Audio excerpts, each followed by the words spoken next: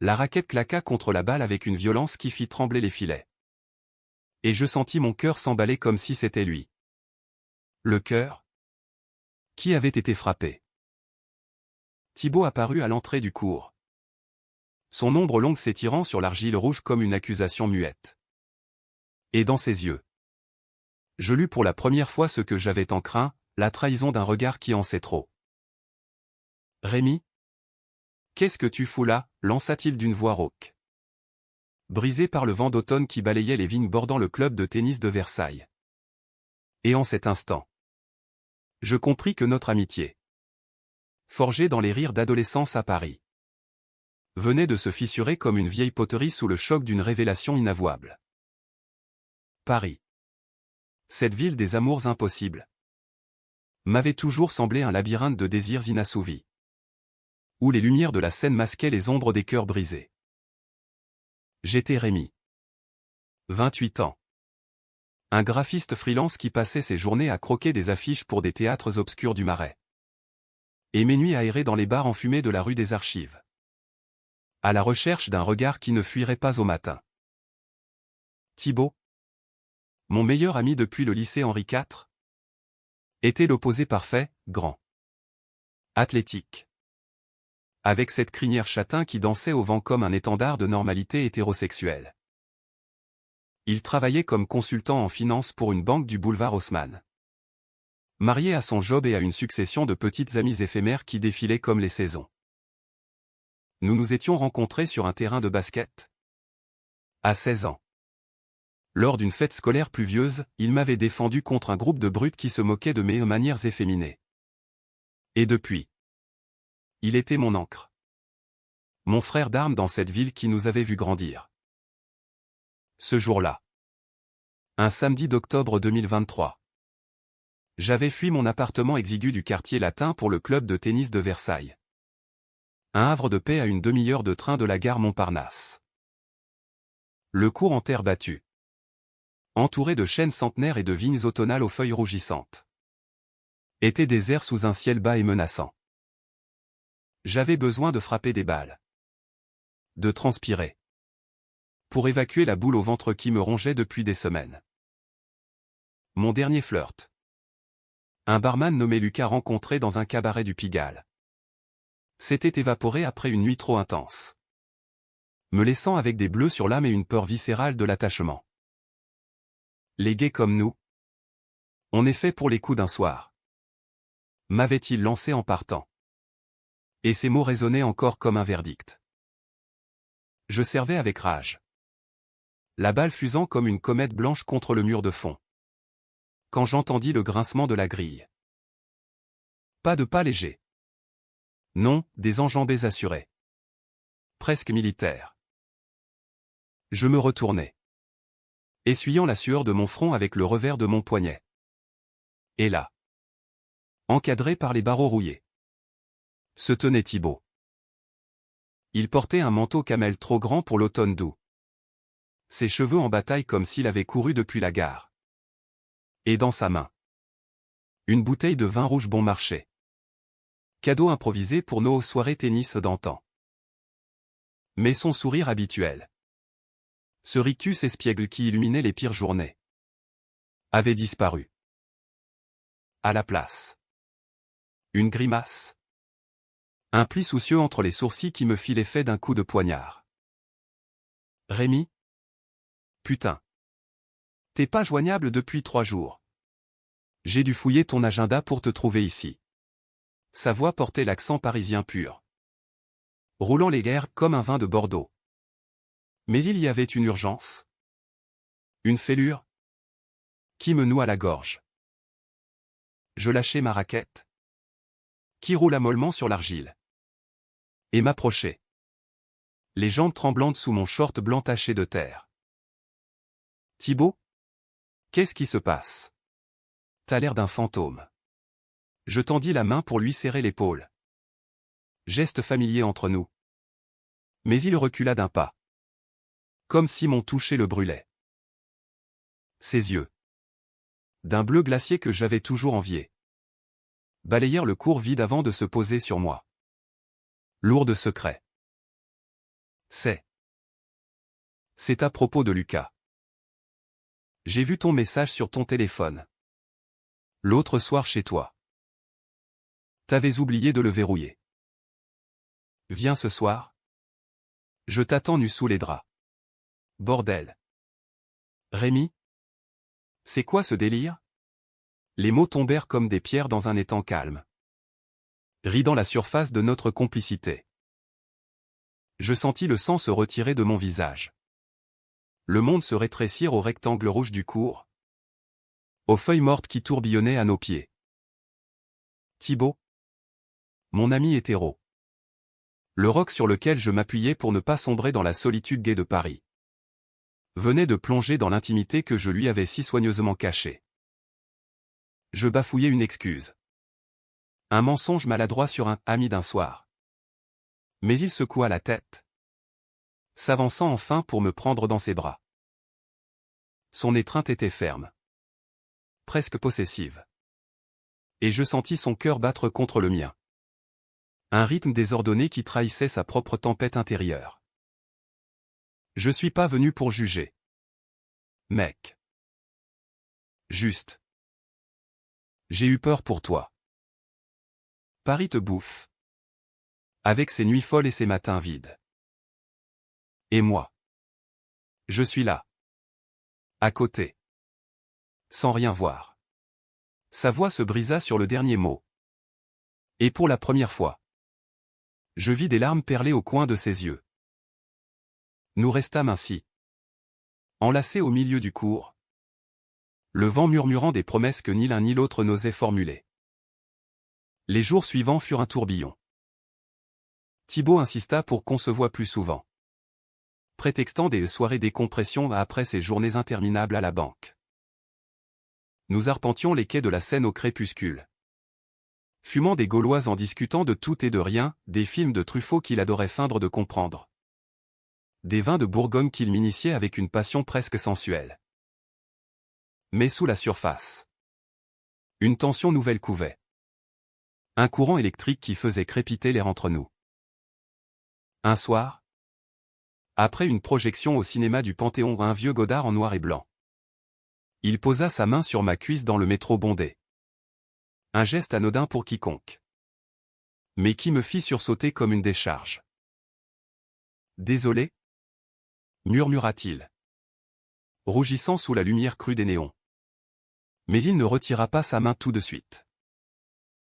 Je rentrai chez moi ce soir-là, le corps en feu, et passai la nuit à composer des messages que je n'envoyais jamais. Thibaut, hétéro jusqu'à la moelle, avec ses conquêtes féminines racontées sans filtre autour d'un pastis aux zinc du comptoir. Pourtant, dans ses silences récents, dans la façon dont il me regardait maintenant, un mélange de curiosité et de faim refoulée, je sentais poindre quelque chose d'interdit. Paris, avec ses boulevards haussmanniens et ses ruelles sombres, semblait conspirer pour nous rapprocher, pour tester les limites de notre amitié. La semaine d'après, il m'invita à un week-end dans sa datcha familiale à Fontainebleau. Une masure en pierre nichée au cœur de la forêt. Héritage d'un grand-oncle chasseur. Juste toi et moi. Comme au bon vieux temps, dit-il au téléphone, sa voix chaude filtrant à travers les parasites. J'acceptai, le cœur battant, imaginant déjà les feux de cheminée et les confidences alcoolisées. Mais en arrivant, je trouvai non seulement Thibaut, mais aussi sa dernière conquête en date, Élise. Une rousse flamboyante, avocate aux tribunaux de Nanterre, qui nous accueillit avec un sourire carnassier et une bouteille de champagne millésimée. Rémi, Thibaut m'a tant parlé de toi. Le fameux duo inséparable. Elle m'embrassa sur les deux joues, son parfum de jasmin envahissant l'air frais de la forêt. Thibaut, derrière elle, haussa les épaules en riant. Mais son regard croisa le mien un instant trop long, chargé d'un regret muet. Le week-end s'annonçait comme une épreuve, des randonnées forcées où Élise gloussait à chaque blague de Thibaut. Des dîners où elle monopolisait la conversation sur ses plaidoiries victorieuses. Et moi. Réduit au rôle du meilleur ami gai amusant. Racontant des anecdotes légères pour masquer le vide qui grandissait en moi. La nuit du samedi. Après un repas arrosé de cognac. Élise s'endormit tôt. Épuisée par l'air pur. Thibaut et moi restâmes dehors. Assis sur les marches de la véranda. Face à la lune qui se reflétait dans les étangs gelés de la forêt. Il alluma une cigarette. L'offrit. Et nos doigts se frôlèrent dans l'ombre. Elle est parfaite? Élise. Stable. Ambitieuse. Tout ce que je devrais vouloir. Sa voix était basse. Presque un murmure. Et il fixait l'horizon comme s'il y cherchait des réponses. Et toi? Qu'est-ce que tu veux vraiment? Thibaut, demandai-je. Osant enfin la question qui me rongeait. Il se tourna vers moi. Son visage éclairé par la lueur orangée de la clope. Et pour la première fois, je vis la vulnérabilité nue. Sans masque. Je sais pas. Rémi. Ces derniers temps. Avec toi. C'est différent. Quand je t'ai vu avec ce message. J'ai pas eu peur pour toi. J'ai eu peur de moi. Les mots planèrent entre nous. Lourds comme la brume automnale. Et avant que je puisse répondre. Il se pencha. Ses lèvres effleurant les miennes dans un baiser hésitant. Maladroit. Chargé d'années de non-dits. Ce fut comme si le monde s'illumina d'un coup. Un feu d'artifice intérieur qui balaya les doutes. Nos bouches se trouvèrent avec une urgence désespérée. Ses mains agrippant mes épaules comme pour ancrer la réalité de ce moment. Mais au loin. Un craquement de branches, Élise. Réveillée. Nous observait depuis la fenêtre. Son ombre figée dans la lumière tamisée. Le baiser s'interrompit net. Thibaut reculant comme un coupable. Et je sus. À cet instant. Que le paradis éphémère venait de se muer en enfer naissant. Le retour à Paris fut un calvaire silencieux. Thibaut conduisait sa vieille Peugeot cabossée. Les phares balayant les routes sinueuses de Fontainebleau comme des projecteurs inquisiteurs. Tandis qu'Élise.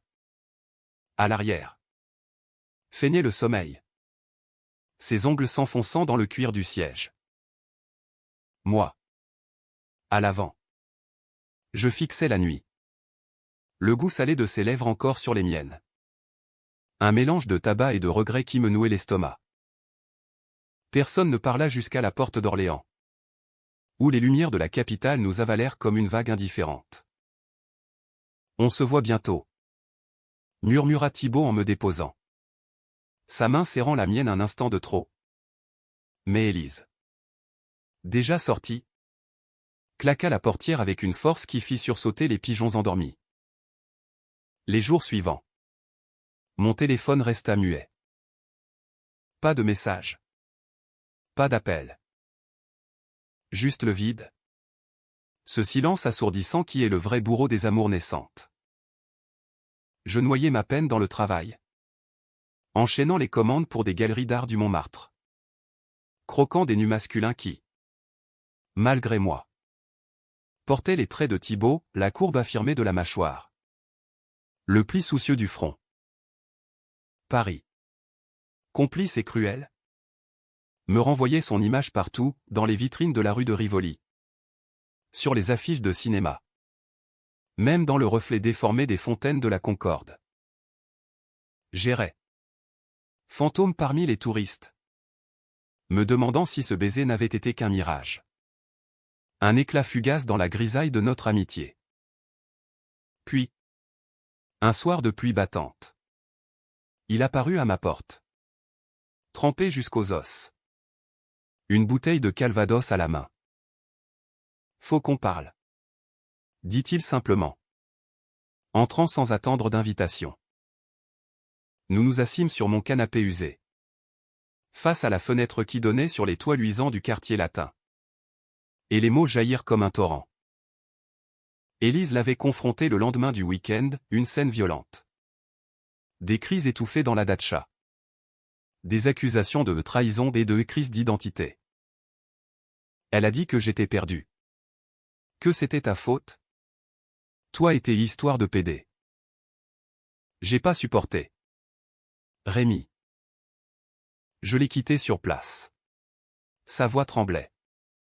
Et il avala une gorgée de calvados. Le liquide ambré coulant sur son menton comme des larmes refoulées. Je posai ma main sur la sienne. Un geste timide. Et cette fois, il ne recula pas. Thibaut? Qu'est-ce qu'on fait? T'es hétéro. Moi gay. C'est une recette pour le désastre. Il rit. Un rire amer qui résonna dans l'appartement exigu. Hétéro? Peut-être que je l'ai été. Par habitude. Par peur. Mais avec toi. C'est pas une habitude. C'est comme si j'avais attendu toute ma vie pour ça. Il se pencha à nouveau. Et le baiser fut différent, plus sûr. Plus profond. Une exploration mutuelle des territoires inexplorés. Ses mains glissèrent sous mon pull, traçant des lignes de feu sur ma peau. Et pour la première fois, je sentis son corps entier contre le mien.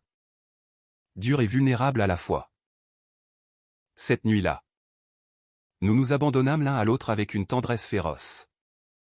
Dans la lueur vacillante d'une bougie oubliée sur la table. Thibaut? Si maladroit au début. Appris vite. Ses lèvres descendant le long de mon cou. Ses murmures en français approximatif « Je t'aime ». Putain. Je t'aime me faisant fondre comme neige au soleil. Nous fîmes l'amour sur le tapis persan râpé. Riant des heurtures. Pleurant des découvertes. Et au petit matin. Enlacé dans mes draps froissés. Il me confia ses peurs, la famille conservatrice de Neuilly. Les amis de la banque qui le taquineraient sans pitié. La société parisienne qui tolérait les guettants qu'il restait dans l'ombre. Et si on essayait? Juste nous deux? Loin des regards, proposai-je. Traçant du doigt la cicatrice sur son épaule. Souvenir d'une chute à vélo dans notre jeunesse. Il hocha la tête. Un sourire timide aux lèvres. Et c'est là notre pacte d'un baiser salé de sommeil. Les semaines suivantes furent un rêve éveillé. Nous inventions des ruses, des soirées potes qui se transformaient en dîners intimes dans des bistrots cachés de Belleville. Des week-ends volés à Deauville où nous marchions main dans la main sur la plage déserte. Indifférents aux celles qui piquaient nos yeux. Thibaut changeait sous mes yeux, il lisait Proust pour me plaire. Abandonnait ses costumes stricts pour des jeans délavés. Et un soir, lors d'une expo au centre Pompidou, il m'embrassa publiquement. Un geste furtif mais audacieux qui fit tourner les têtes. Pourtant, les ombres planaient. Élise, rancunière, avait commencé à semer le doute. Des messages anonymes sur les réseaux au Thibaut est à moi. PD. Des rumeurs murmurées dans les cercles communs. Et puis, il y avait Marc. Mon ex. Ce fantôme du passé qui refit surface un soir au bar Le Duplex. Avec son sourire carnassier et ses promesses de nuit sans fin. Laisse tomber ton hétéro en crise. Rémi. Il te brisera le cœur. Je repoussai Marc. Mais ces mots s'insinuèrent comme un poison lent. Le point de non-retour survint lors d'une fête d'anniversaire chez un ami commun. Dans un loft du canal Saint-Martin. La musique pulsait. Un mélange de Daft Punk et de jazz manouche. Et l'air était saturé de vin et de sueur. Thibaut arriva tard. Les traits tirés après une journée infernale à la banque. Et je le vis. De loin. Entouré d'un groupe de collègues hétéros braillards. Il riait. Mais son regard cherchait le mien. Un phare dans la foule. Je m'approchai. L'embrassai sur la joue, un geste amical en surface. Quentin de ses potes. Un type bedonnant nommé Laurent. lança d'une voix trop forte, et... Tib. T'es passé du côté obscur ou quoi? Attention. Rémi va te convertir. Le silence qui suivit fut assourdissant. Thibaut blêmit. Son poing se serrant autour de son verre de bière. Ferme-la. Laurent. T'es qu'un con. Mais le mal était fait, les rires fusèrent. Forcés. Et je sentis les regards peser sur nous comme des chaînes. Plus tard. Dans un coin sombre du loft. Thibaut explosa, c'est ça. Notre vie? Des blagues. Des suspicions? Je peux pas. Rémi. Pas encore. Il partit en trombe. Me laissant seul au milieu de la fête? Le cœur en miettes. Je rentrai à pied sous la pluie. Les rues de Paris se muant en un fleuve de néon flou. Était-ce la fin? Ou juste le début d'une tempête plus grande? L'absence de Thibaut fut un vide abyssal? Un trou noir qui aspira les couleurs de mon quotidien. Paris. Autrefois complice. Devint hostile, les cafés du Marais me renvoyaient l'écho de nos rires manquants. Les ponts de la Seine portaient les fantômes de nos promenades. Je l'appelais. Une fois. 2 fois, sa boîte vocale. Cette voix familière et lointaine me poignardait à chaque bip.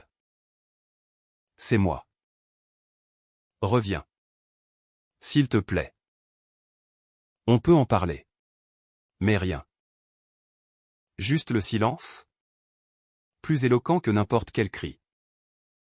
Pour survivre? Je me jetai dans le travail avec une frénésie autodestructrice.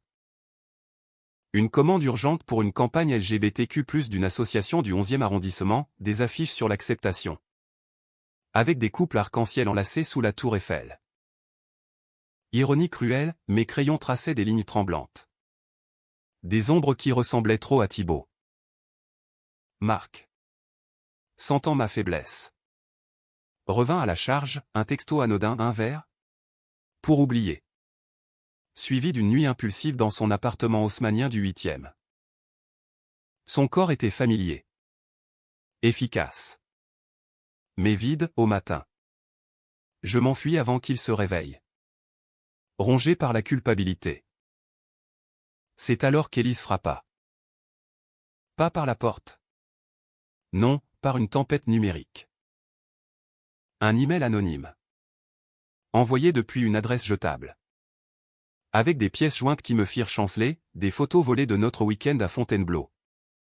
Thibaut et moi riant trop près l'un de l'autre, un enregistrement audio granuleux de notre dispute à la fête. Où Laurent braillait sa connerie homophobe. Et pire, un message texte d'Élise à Thibaut. Daté de la semaine précédente. Je sais pour Rémi. Si tu romps pas avec lui. Je balance tout à ta famille. Ton père. Le banquier si fier. Adora apprendre que son fils suce des bites. La trahison me frappa comme un uppercut. Élise. Cette rousse au sourire carnassier. N'avait pas seulement été larguée, elle avait ourdi une vengeance froide. Méthodique. Digne de ses plaidoiries aux assises. Je composais son numéro. Les doigts tremblants sur l'écran mouillé de larmes. C'est quoi ce bordel? Élise? T'es malade ou quoi? Elle décrocha au bout de 3 sonneries. Sa voix suave. Presque amusée. Rémi? Chérie. Tu croyais que c'était un jeu? Thibaut était à moi. Toi. T'es juste un caprice. Un moyen pour lui de se rebeller. Laisse-le tranquille. Ou je publie tout sur Insta. Imagine les likes. Je raccrochais. Le souffle court. Et sorti dans la nuit parisienne. Errant jusqu'au pont des Arts où les cadenas d'amoureux rouillés semblaient se moquer de moi. Était-ce la fin? Devais-je protéger Thibaut en disparaissant? Ou le confronter pour qu'on affronte l'orage ensemble? L'aube pointait. Grise et implacable. Quand je pris ma décision, je l'irai chercher. Où qu'il se cache. Je le trouvai 3 jours plus tard. Dans notre club de tennis de Versailles. Frappant des balles contre le mur avec une fureur mécanique. Il était plus maigre. Les traits creusés. Son t-shirt blanc collé à la peau par la sueur. Thibaut, appelai-je. Escaladant la grille sans un mot de plus. Il s'arrêta net. La raquette pendant mollement. Et nos regards se heurtèrent comme 2 lames. Rémi. Je voulais pas. Élise m'a tout dit. Les photos. Les menaces. J'ai eu peur. Mec. Peur de te perdre? Peur de tout. Sa voix se brisa. Et il lâcha l'engin. S'avançant pour m'enlacer. Nous tombâmes à genoux sur l'argile rouge. Nos corps secoués de sanglots. Et dans ce court désert. Sous les chaînes témoins. Nous nous embrassâmes avec une désolation infinie. Je t'aime, murmura-t-il contre ma bouche. Et ces mots, si simples, furent un baume sur nos plaies ouvertes. Mais la paix fut de courte durée. Le soir même. Alors que nous dînions dans un petit restaurant de Saint-Germain-des-Prés aux escargots et vin blanc. Prétextant une réconciliation amicale. Le téléphone de Thibaut vibra. Un appel de son père. Le patriarche de Neuilly. Voix tonitruante filtrant à travers le haut-parleur. Fils. Qu'est-ce que c'est que ces rumeurs? Une avocate furieuse appelle à la maison. Parle de ton ami gay et de scandale. Si c'est vrai. T'es fini à la banque. Reviens à la raison. Thibaut pâlit. Raccrochant d'une main tremblante. C'est Élise. Elle a passé à l'acte. Le restaurant sembla se refermer sur nous. Les murmures des dîneurs comme un cœur accusateur. Nous sortîmes en hâte. Marchant sans but le long du boulevard. Quand soudain. Un flash, un paparazzi freelance. Engagé par Élise sans doute. Nous mitraillait depuis une ruelle. Thibaut Moreau et son amant. Scandale à Paris, cria-t-il. Et Thibaut, fou de rage, se rua sur lui, le plaquant contre le mur. Arrête. T'es pas comme ça, hurlai-je. Le tirant en arrière. Mais le mal était fait. Les photos furent en ligne le lendemain, nous deux. Enlacés dans la pénombre. Titre sensationnel sur des sites people où le golden boy de la finance craque pour son pote gay. Le monde de Thibaut s'effondra. La banque le convoqua, son père coupa les ponts, ses amis. Ses faux frères du 16e. Se firent rares. Il se réfugia chez moi. Brisé. Dormant des jours entiers. Se réveillant pour des crises de larmes où il me serrait contre lui comme un enfant perdu. J'ai tout gâché pour toi. Pour nous. Je le berçais. Lui chantonnant des berceuses d'enfance. Mais au fond de moi. La peur grandissait, et si cette tempête nous engloutissait tous les deux? Pourtant. Dans l'adversité, notre amour s'approfondit. Nous parlions des heures. Nus sous les couvertures. De nos rêves d'enfance, lui. Le garçon qui voulait être astronaute, moi. L'artiste qui dessinait des amours impossibles. Un soir, il me demanda, et si on partait? Loin d'ici. Vers le sud. Vers la Provence. Reconstruire. L'idée fleurit comme une promesse. Et nous commençâmes à planifier, vendre nos biens. Trouver un mas isolé près d'Avignon. Où les lavandes masqueraient nos cicatrices. Mais Élise n'en avait pas fini. Une lettre recommandée arriva, une plainte pour harcèlement moral. Accusant Thibaut de l'avoir trompé avec moi. Exigeant des dommages et intérêts. C'était la goutte de trop.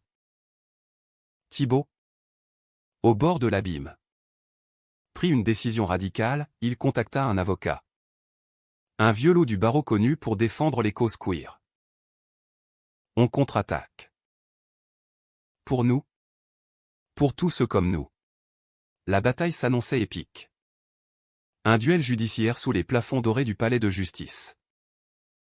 Et moi. À ses côtés. Je sentais poindre le vrai conflit, non plus contre Élise. Mais contre les démons intérieurs de Thibaut.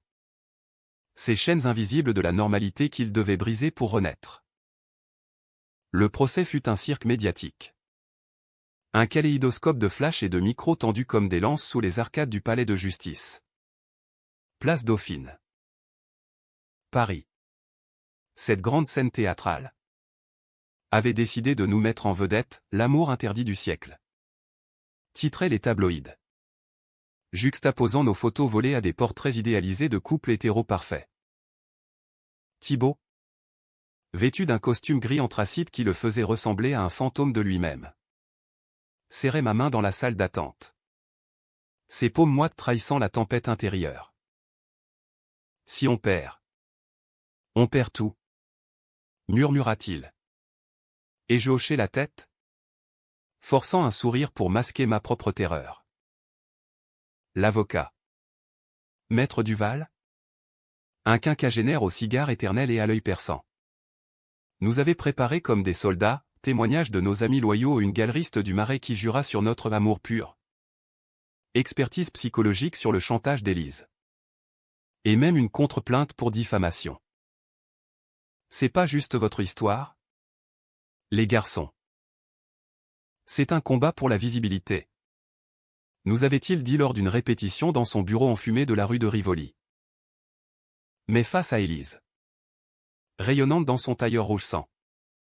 Flanquée de son propre bataillon d'avocats dont un ancien ministre discrédité. Je sentis le sol se dérober.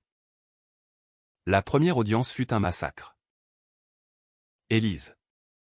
Larmes aux yeux de commande. Raconta une version édulcorée, Thibaut. L'homme parfait. Déchu par ma séduction perverse. Il était hétéro. Heureux avec moi. Jusqu'à ce que son ami gay le corrompe. J'ai juste voulu le sauver. Les jurés. Un mélange de bourgeois du 7e et de fonctionnaires las. Hochèrent la tête. Et je vis Thibaut se recroqueviller. Son poing serré jusqu'au sang sous la table. À la barre, il balbutia ses premières déclarations, Rémi n'est pas une corruption. C'est la découverte de moi-même. Mais sa voix chevrota. Et l'avocat adverse piqua, découverte? Ou confusion passagère? Monsieur Moreau? Vous avez couché avec des dizaines de femmes avant lui. Les nuits suivantes furent des veillées d'armes. Nous nous réfugions dans un hôtel discret du 6e. Près du Luxembourg. Où les jardins bruissaient de secrets anciens. Là. Entre deux dossiers jaunis.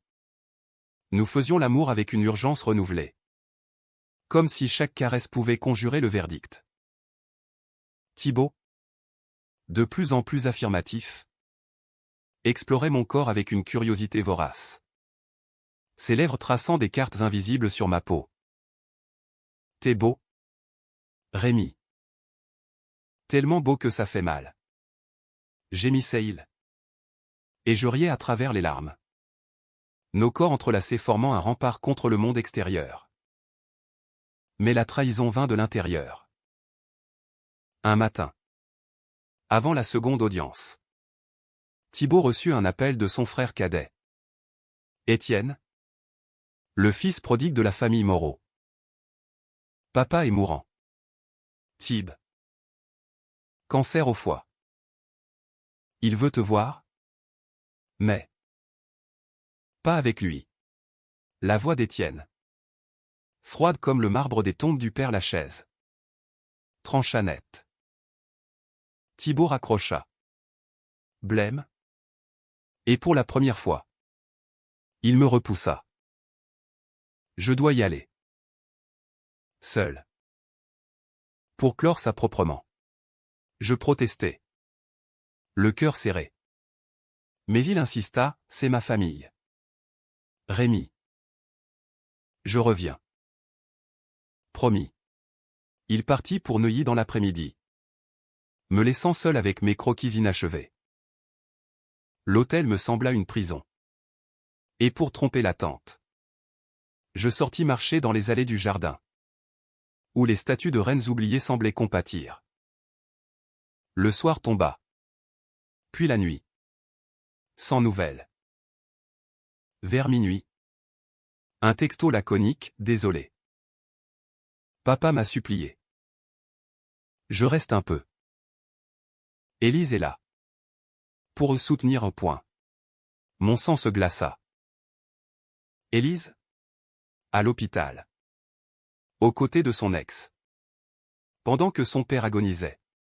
C'était plus qu'une manœuvre, c'était une reconquête. Un poison distillé goutte à goutte. Le lendemain. À l'audience. Thibault n'apparut pas. Maître Duval improvisa, arguant d'une indisposition familiale. Mais l'absence fut fatale, les jurés virent en lui un homme faible. Indécis. Élise, triomphante, exigea une compensation exorbitante 50 000 € pour souffrance morale. Et le juge, impressionné par son charisme, accorda une sentence intermédiaire, 20 000. Plus des excuses publiques. Je sortis du tribunal à gare, sous une pluie fine qui lavait les pavés de la place, et rentrai à l'hôtel pour trouver un message vocal de Thibault, Rémi. Je sais pas quoi dire. Papa m'a fait jurer. Élise. Elle est revenue. Pour la famille. Je t'aime. Mais. C'est trop. La trahison me frappa de plein fouet. Plus violente que n'importe quel coup de raquette. Il avait choisi le confort de la normalité. Le lit tiède d'Élise. Contre notre amour brut. Exposé au vent contraire. Je hurlai dans le vide de la chambre, brisant un vase mine hérité d'un oncle. Et passai la nuit à pleurer. Le corps secoué de spasmes. Au matin. Je fis mes valises. Direction la gare de Lyon et un train pour Marseille. Fuyant Paris comme un criminel. Mais Thibault me rattrapa à la gare. Courant sous la verrière comme un fou. Son manteau flottant derrière lui. Attends. C'est pas ce que tu crois. Il m'agrippa le bras. Essoufflé. Les yeux rougis. Papa est mort cette nuit. Et j'ai compris, c'est toi.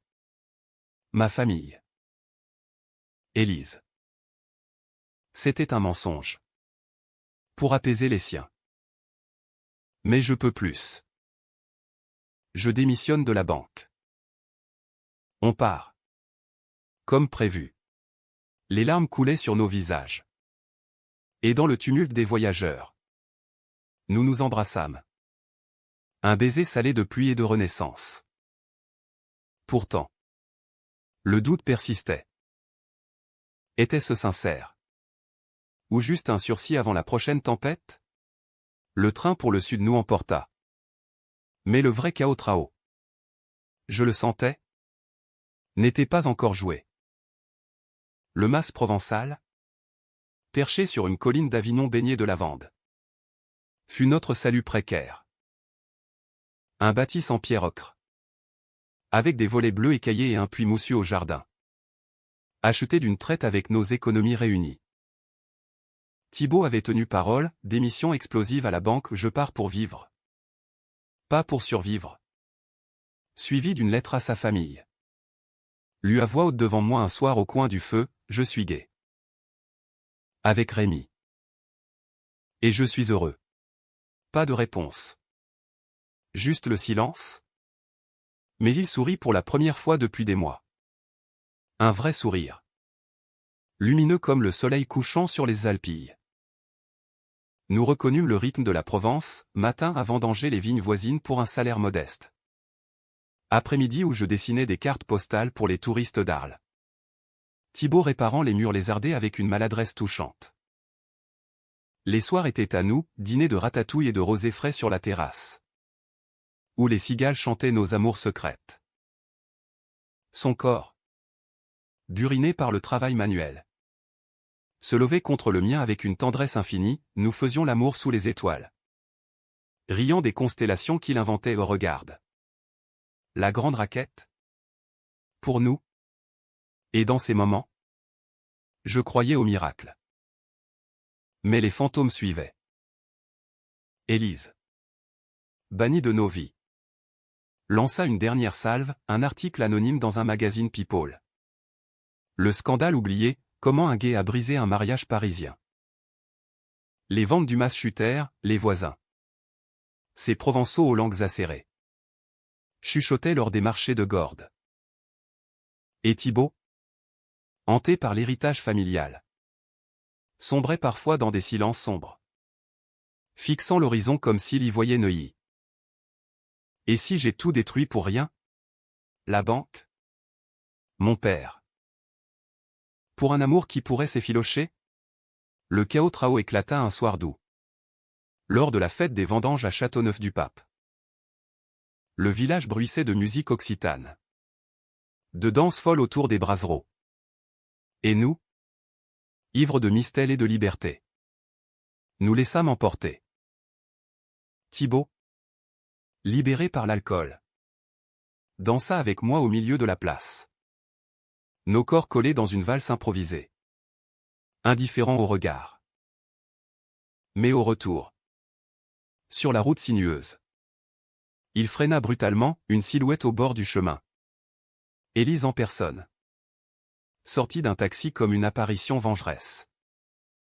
Thibaut, tu crois que tu peux m'oublier comme ça? Sa voix, altérée par le vin, trancha la nuit chaude. Elle avait maigri, ses cheveux roux en bataille, mais ses yeux brûlaient d'une rage intacte. Ton père sur son lit de mort m'a supplié de te ramener. Sauve mon fils de cette abomination. Et toi? Tu préfères crever dans ce trou avec lui? Thibaut sortit de la voiture, tremblant. Et je le suivis, le cœur cognant. Par Élise. C'est fini. Pour de bon. Mais elle s'avança, giflant Thibaut avec une force qui résonna comme un coup de tonnerre. Fini? Tu m'as trahi. Pour un pédé qui te larguera au premier gris. Regarde-le, il te fixe déjà avec pitié. Ces mots me transpercèrent. Et avant que je puisse réagir, Thibaut explosa, tais-toi. Rémi est ma vie. Toi. T'étais un mensonge. Un rôle que je jouais pour plaire. Sors de nos vies. La bagarre fut brève. Chaotique, Élise griffant. Thibaut la repoussant. Moi intervenant pour les séparer. Un voisin alerta la gendarmerie, sirène hurlante dans la nuit. Et Élise fut emmenée, hurlant des malédictions. Nous rentrâmes au mas en silence. Thibaut secoué de frissons. Et là, au salon éclairé par une lampe à huile, il s'effondra à mes pieds. J'ai failli craquer. Rémi. Ces mots. Ils m'ont rappelé mes peurs. Et si elle avait raison? Et si je te brisais? Je le relevai, l'embrassant avec une ferveur désespérée. On se brise ensemble. Alors. Mais on se relève aussi.